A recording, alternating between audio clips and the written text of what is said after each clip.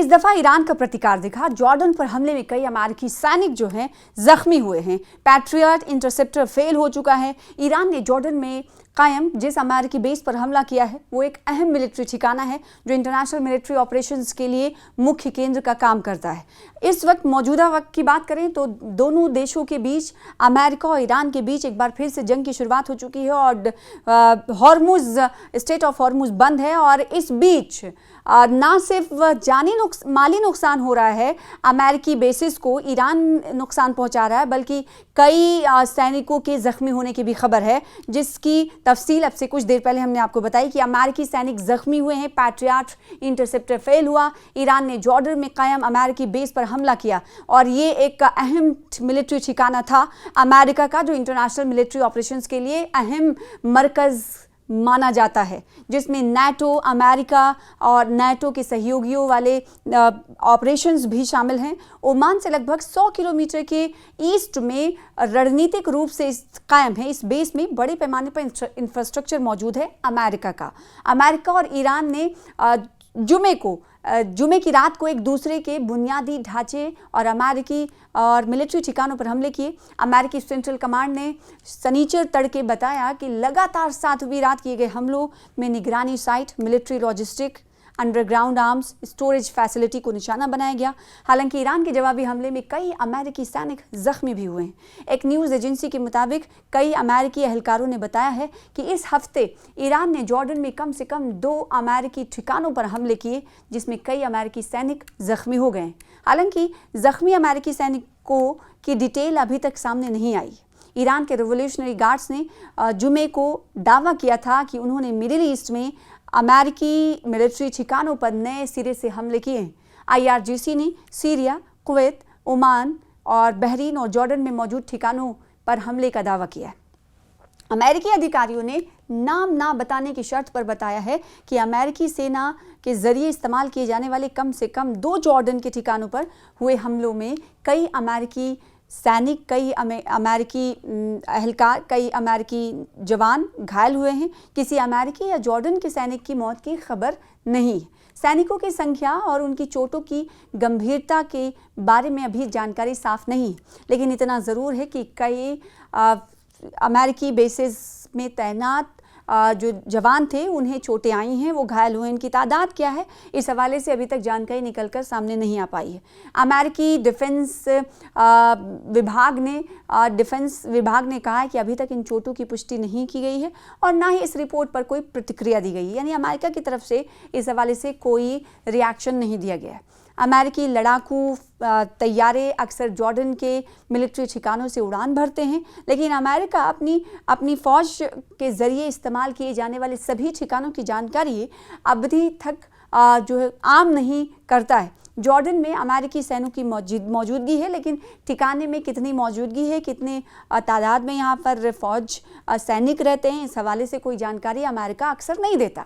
लेकिन जॉर्डन में ये मालूम है कि अमेरिकी बेसिस है जिसको टारगेट करके ईरान इस वक्त निशाना बना रहा है।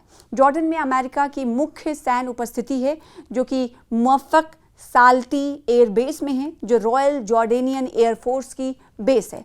लेकिन अमेरिका ने इसे काफ़ी अपग्रेड और एक्सपैंड किया हुआ है। यहाँ अमेरिकी फाइटर जेट्स, ड्रोन्स और सपोर्ट फोर्सेस तैनात रहते हैं और हाल के समय में इसे ईरान पर संभावित कार्रवाई के हब के शक्ल में भी इस्तेमाल किया गया। इसके अलावा टावर 22 नाम का एक छोटा आउटपोस्ट उत्तर पूर्वी जॉर्डन में सीरिया बॉर्डर के पास है। के अलावा prince Hassan airbase, king Faisal airbase और कुछ अन्य ट्रेनिंग और बॉर्डर पोस्ट पर भी अमेरिकी सैनिक मौजूद हैं। कुल मिलाकर जॉर्डन में अमेरिका के तकरीबन 3 से 4 हज़ार सैनिक तैनात हैं, सोल्जर्स तैनात हैं। और शनिचर को, इससे पहले अगर इसकी बात करें, शनिचर से पहले भी ईरान ने जॉर्डन में अमेरिका से जुड़े 2 ठिकानों पर हमले किए।